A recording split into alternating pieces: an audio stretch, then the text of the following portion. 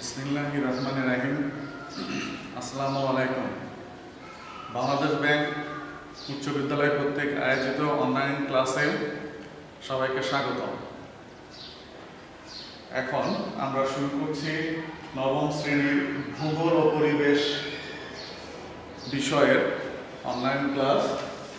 আজকে আমরা পড়ব অধ্যায় 7 জনসংখ্যা।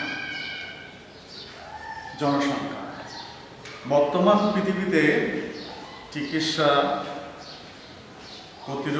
রোগ প্রতিরোধ ক্ষমতা সম্পন্ন ওষুধ, প্রতিষেধক আবিষ্কার, পুষ্টিকর খাবার, বিশুদ্ধ পানি, সুস্থ পরিবেশ, এগুলো প্রাপ্তির ফলে আমাদের জীবনযাত্রার মান যেমন উন্নত হয়েছে, তেমনিভাবে জনসংখ্যার আরও কিছুটা কমতির দিকে। তারপরেও আমরা লক্ষ্য করলে দেখতে পাই পৃথিবীর জনসংখ্যা দিন দিন বেড়েই চলেছে।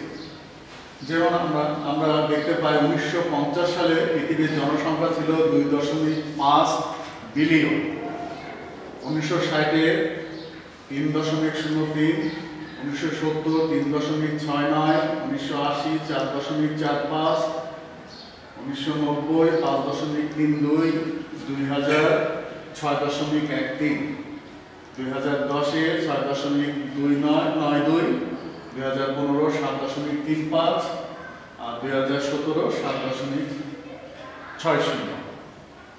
এভাবে যদি পৃথিবীর জনসংখ্যা বাড়তে থাকে তাহলে আমরা দেখতে পাই যে 1930 সালে পৃথিবীর জনসংখ্যা দাঁড়াবে প্রায় 8 বিলিয়ন, যা একটি বিশাল ব্যাপার। এই বিশাল জনসংখ্যার ভার পৃথিবীকে বইতে হবে বিভিন্ন ক্ষেত্রে। সেটা হলো অন্ন, বস্ত্র, বাসস্থান, সর্বক্ষেত্রেই এর প্রভাব পড়বে। জনসংখ্যার বৃদ্ধির হার নির্ভর করছে মূলত শিক্ষার উপরে, মানুষের অভাবের উপরে অনেকটাই নির্ভর করে। আমরা এক্ষেত্রে দেখতে পাই দুটা দিক, একটা হলো উন্নত দেশ আর একটা হলো উন্নয়নশীল দেশ। উন্নত দেশ, যে সমস্ত দেশ অর্থশালী, যেমন আমরা ধরতে পারি ইউরোপ মহাদেশের দেশগুলো, মিডল ইস্টের দেশগুলো, উত্তর আমেরিকার দেশগুলো, এরা অর্থের স্বাবলম্বী। পূর্ব থেকেই এদের শিক্ষার হারও বেশি ছিল, তাদের জনসংখ্যার বৃদ্ধির হারও কম ছিল। বর্তমানে সেটা আরও কমে গেছে, কিন্তু তারপরেও সেখানকার লোক সংখ্যা কিছুটা বৃদ্ধি পেয়েছে এবং তাদের জীবনযাত্রার মান বেশ উন্নতি হয়েছে। শিক্ষার ফলে সেখানকার লোক একটু দেরিতে বিয়ে করে, বহু বিবাহ সেখানে, একই সাথে বহু বিবাহ কম আছে, যার কারণে সেখানে জনসংখ্যার বৃদ্ধির হার কম। কিন্তু উন্নয়নশীল দেশগুলোতে জনসংখ্যার বৃদ্ধির হার ব্যাপক। বাংলাদেশ একটি উন্নয়নশীল দেশ, সেই হিসেবে এখানে যেমন শিক্ষাক্ষেত্রে আমরা ততটা এগিয়ে যেতে পারি নাই, যার কারণে মানুষের শিক্ষার অভাবে জনসংখ্যার বৃদ্ধির হার হচ্ছে। তারপর বৈবাহিক অবস্থা হলো যে একই ব্যক্তি যদি একাধিক বিয়ে করে তাহলে সেখানে সন্তান বেশি হয়ে যায়। পেশা, আমাদের দেশে দেখা যায় যারা শ্রমিক শ্রেণী, কৃষক, মজুরি দেয়, এই সমস্ত লোকজনে তারা অতটা চিন্তা না করে, সাংসারিক অতটা চিন্তা না করে সন্তান জন্ম দিতে থাকে। একাধিক সন্তান, অনেক সন্তান বেশ। তারপরে আসে গ্রাম শহর, যারা গ্রামে বাস করে তারা দেখা যায় অধিক সন্তান নিচ্ছে, কিন্তু যারা শহরে বাস করে তাদের সুযোগ সুবিধা কম থাকে, অর্থাৎ বাচ্চা লালন পালনের সুযোগ সুবিধা কম থাকায় তারা সন্তান কম নেয়। সেক্ষেত্রে শহরের লোকজন সন্তান একটু কম নিচ্ছে, কিন্তু গ্রামের লোকেরা সন্তান একটু বেশি নেয়। পেশা, পেশার ক্ষেত্রে দেখা যায় শিক্ষক, ডাক্তার, ইঞ্জিনিয়ার, বিভিন্ন অফিসে বড় পদে চাকরি করেন, এই সমস্ত লোকের সন্তান নেওয়ার হার কম। কিন্তু যারা ভ্যান চালক, রিক্সা চালক, কৃষি শ্রমিক, জেলে, তাঁতি, মজুর, কামার, কুমার যারা আছে, তারা দেখা যায় স্বল্প শিক্ষিত। তারা যদি শহরেও বাস করে বা গ্রামেও বাস করে, দুই ক্ষেত্রেই তারা দেখা যায় অধিক সন্তান নিচ্ছে এবং সেক্ষেত্রে জনসংখ্যা বেড়ে যাচ্ছে। আবার অনেক সময় অভিবাসনের কারণেও কোনো দেশের জনসংখ্যা বৃদ্ধি পায়। অভিবাসন বলতে আমরা কি বুঝি? এক স্থানের লোক আর এক স্থানে যদি চলে যায় বা সেখানে স্থায়ীভাবে বসবাস করে, তাহলে যে স্থানে সে যাচ্ছে সেখানকার জনসংখ্যা বৃদ্ধি পাবে, আবার যেখান থেকে সে চলে যাচ্ছে সেখানকার জনসংখ্যা বৃদ্ধির হার কমে যাবে। অভিবাসনও আবার দুই প্রকার। একটা হলো অবাধ অভিবাসন, অর্থাৎ আমরা ইচ্ছা করলেই বিশ্বের বিভিন্ন দেশে যেতে পারি, তাই এটা হলো অবাধ অভিবাসন। আর যদি কোনো দেশ তার কোনো ধর্মীয় কারণ হোক বা সামাজিক কারণ হোক বা অন্য যে কোনো কারণ হোক, তারা যদি বিতাড়িত হয়ে অন্য দেশে চলে আসে, সেটাকে বলা হবে বলপূর্বক অভিবাসন। এক্ষেত্রে যে দেশে এই অভিবাসী আসলো সে দেশের জনসংখ্যা বেড়ে যাবে। আবার সেই আমরা কেন অভিবাসন করে, মানুষ কেন অভিবাসিত হয়? অভিবাসিত হওয়ার অনেক কারণ আছে, তার মধ্যে হলো আকর্ষণ। কি আকর্ষণ? আমাদের দেশের কথাতে যদি বলি, তাহলে আমাদের দেশ অবুন্নত দেশ, উন্নয়নশীল দেশ। এখান থেকে যারা কর্মক্ষম যুবক শ্রেণী, তারা সবসময় চায় যে বিশ্বের উন্নত দেশগুলোতে চলে যাবে এবং সেখানে সে তার কর্ম যেগুলো করবে। এমনও দেখা যায় যে তারা সেখানে গিয়ে স্থায়ীভাবে বসবাসের চিন্তাও করছে। এটা হলো আকর্ষণ। আরও অনেক আকর্ষণ আছে, যেমন সামাজিক নিরাপত্তা আছে, অর্থনৈতিক বলয় আছে,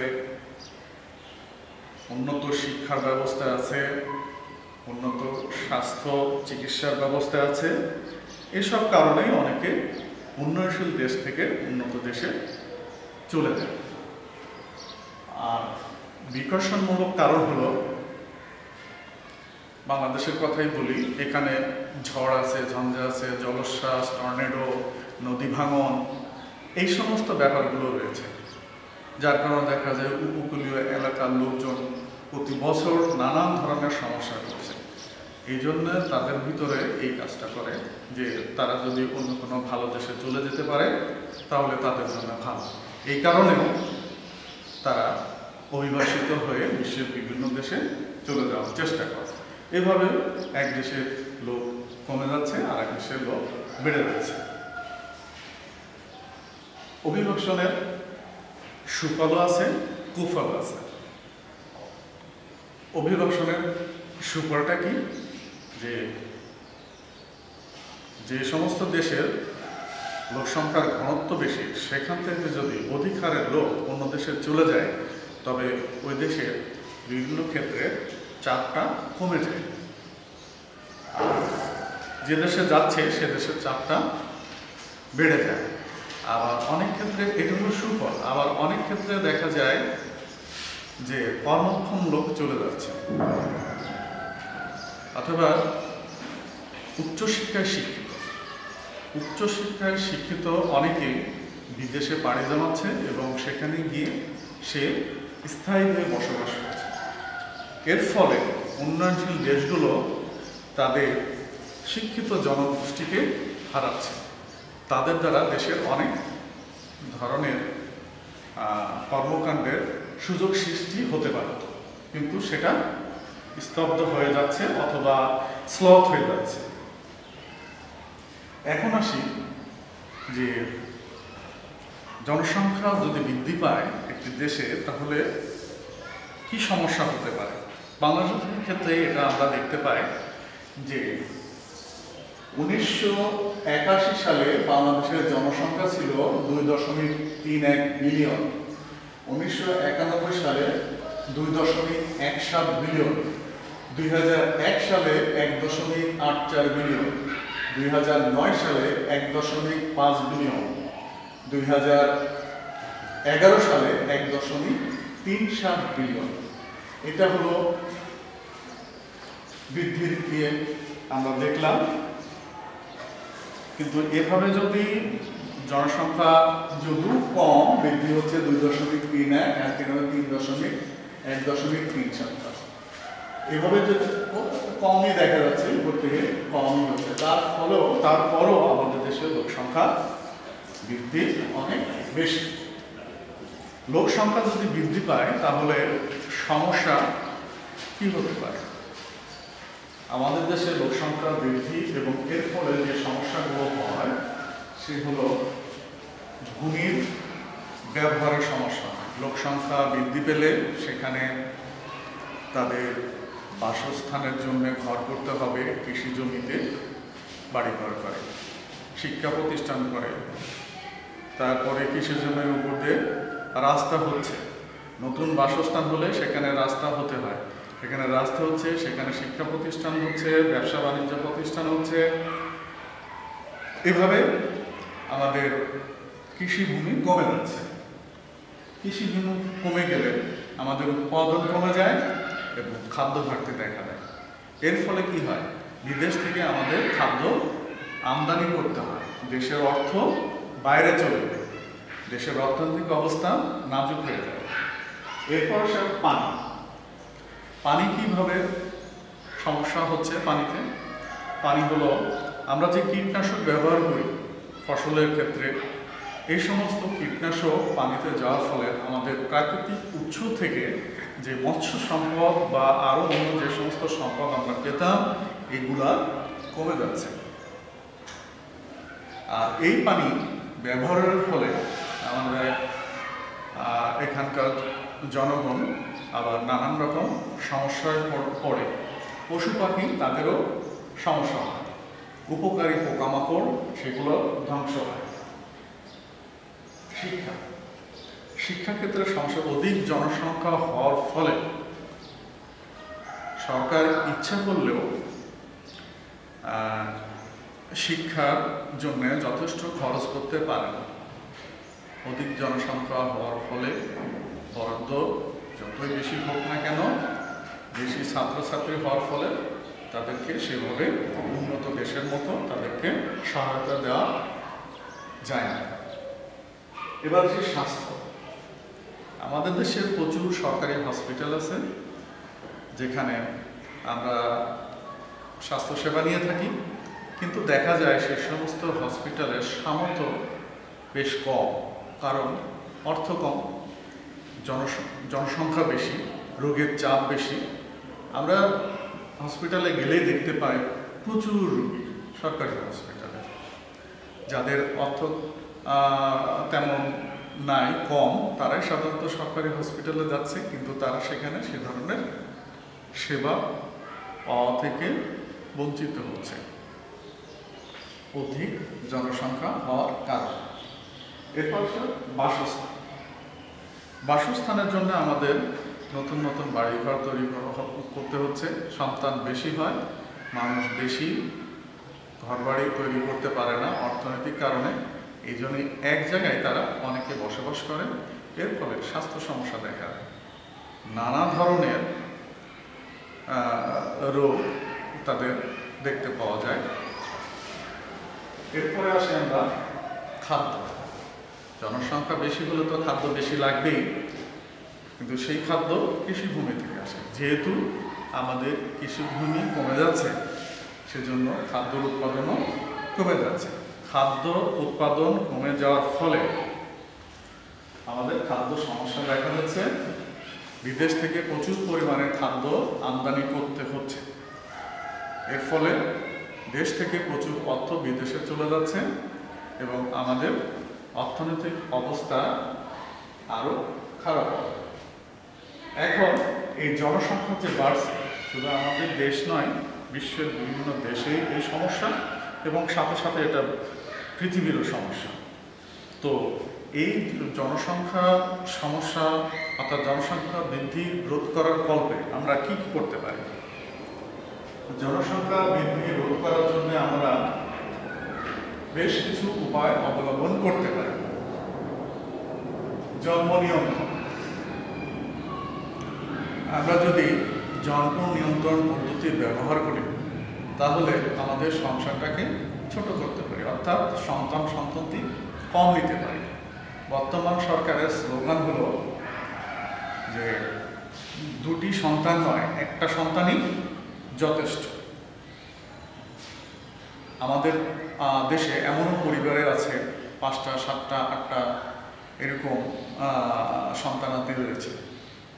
তো এত জনসংখ্যা না হয়ে যদি 1-2জন যদি সন্তান হতো প্রতিটা পরিবারে, তাহলে দেখা যায় এই জনসংখ্যা যা অবাধভাবে বেড়ে যাচ্ছে সেটা কমে যেত। বিলম্বে বিবাহ। অল্প বয়সে বা বাল্য বয়সে বিয়ে হলে তাদের দেখা যায় যে জেনারেশনটা তাড়াতাড়ি চলে আসছে, এর ফলে লোক সংখ্যা বেড়ে যায়। একটা মেয়ে যদি 15 বছর, আমাদের দেশে 15 বছর থেকে 49 বছর পর্যন্ত সন্তান নিতে পারে। এখন 15 বছরে বিয়ে হলে সে 30 বছরে বিয়ে কিন্তু সে আবার শাশুড়ি হয়ে যাবে। হ্যাঁ, তারপরে দেখা যাবে তার বয়স যখন 50 হয়ে যাবে, দেখা যাবে তার নাতিটাকেও বিয়ে দিয়ে ফেলতেছে। এটা হলো অল্প বয়সে বিয়ে হওয়ার কারণ। কিন্তু যদি আমরা একটু দেরিতে বিয়ে করি তাহলে এই জেনারেশনটা কম হবে। কম হওয়ার ফলে আমাদের জনসংখ্যা কমে আসবে। বাল্যবিবাহ আমি যেটা বললাম একটু আগে। এরপর আসে বহুবিবাহ। যে কোনো কারণে হোক, বিশেষ করে ধর্মীয় কারণেও আমাদের দেশে সাধারণত বহুবিবাহ প্রচলন রয়েছে। এটাও অন্যতম একটা কারণ। যদি বহুবিবাহ হয় তাহলে দেখা যায় প্রতিটা ঘরেই সন্তানটির সংখ্যা বেড়ে যাবে। একজন ব্যক্তি দেখা যাবে যে 10-12 সন্তানের পিতা হচ্ছেন। তো এই ক্ষেত্রে আমরা বহুবিবাহ রোধ করতে পারি এবং জনসংখ্যা কমিয়ে আনতে পারি। এরপরে আসে নারী শিক্ষা ও কর্মসংস্থান। নারী শিক্ষা। নারীদের যদি শিক্ষায় শিক্ষিত করা যায় তাহলে তারা অধিক জনসংখ্যার কুফল সম্পর্কে জানতে পারে এবং তারা নিজেরাই, স্বামীরা যদি ব্যবস্থা না করে স্ত্রীরাই নিজেদের ব্যবস্থা নিজেই করতে পারে। অর্থাৎ জনসংখ্যার হার কমিয়ে আনার জন্য যে সমস্ত ব্যবস্থা আছে সেগুলো তারা গ্রহণ করতে পারে এবং শিক্ষিত নারী কর্মসংস্থান করতে পারে। কর্মসংস্থানে যদি তারা যায়, তারা যদি চাকরি বা ব্যবসা বাণিজ্য এগুলোতে যুক্ত হয় তাহলে তাদের সময়টা ওখানে বেশি দিতে হয়, অতএব তারা সন্তান বেশি নিতে অনাগ্রহী হয়। এই জন্য তাদের সন্তান নেওয়ার হার কম হয়, ফলশ্রুতিতে জনসংখ্যা বৃদ্ধির হার কমে আসে। এরপর আসো চিত্ত বিনোদন। মানে আমরা যে টেলিভিশন দেখি, সিনেমা দেখি, গান শুনি, এগুলো দ্বারা আমাদের চিত্ত বিনোদন হয়। গ্রামে এর সুবিধাটা কম এবং স্বল্প আয়ের লোকদের ভিতরে এই সুবিধাটা আরও কম। শহরে অনেক বস্তি আছে, সেখানে এই সুযোগ সুবিধা নাই। এই সুযোগ সুবিধা না থাকার ফলে তারা চিত্ত বিনোদন না পাওয়ার ফলে একমাত্র সন্তান জন্ম দেওয়াটাকেই তারা অনেক খুশি মনে করে। এটা শহর গ্রাম সব জায়গায়। ধর্মান্তর, ধর্মীয় দৃষ্টিকোণ থেকে কিছু কিছু সমস্যা আছে। তারা দেখা যাচ্ছে যে অধিক সন্তান নিলে তার ভরণ পোষণের ভার সৃষ্টিকর্তাকেই নিতে হবে, এরকম ধরনের ইচ্ছা তারা পোষণ করে, যার কারণে তারা অধিক সন্তান নিয়ে থাকে। কিন্তু ফলশ্রুতিতে দেখা যায় যে অভিভাবকদেরই উপরে এই চাপটা এসে যায়। এরপর আসে একজন পুত্র সন্তান। আমাদের দেশে বয়স্কদের, সিনিয়র সিটিজেন আছেন, তারা একসময় দেখা যায় যে কর্মক্ষম হয়ে পড়ে। অক্ষম হয়ে পড়ার ফলে তাদের খাদ্য, চিকিৎসা খরচটা বেড়ে যায়। তো সেক্ষেত্রে এগুলা বহন করার জন্যে তার যথেষ্ট অর্থ থাকে না, এবং তার যদি পুত্র সন্তান না থাকে তাহলে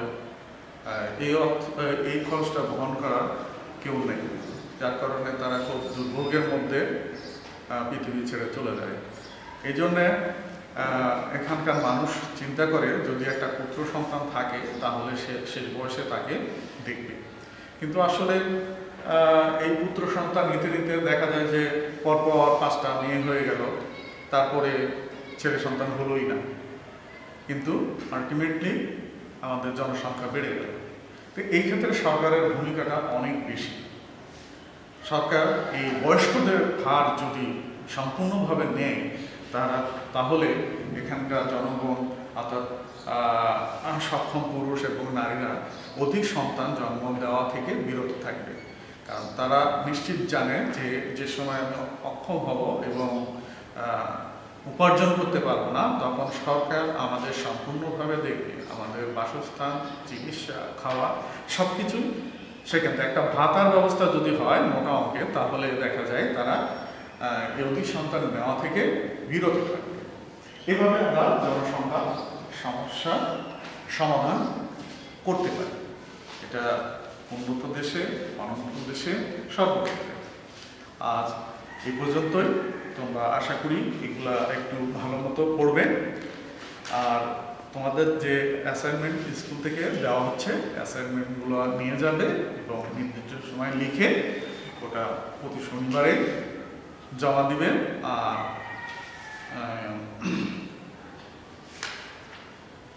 প্রতি শনিবারে এটা জমা দিবে, আবার নতুন অ্যাসাইনমেন্ট নিয়ে যাবেন। আজ এই পর্যন্ত রাখছি। খোদা হাফেজ।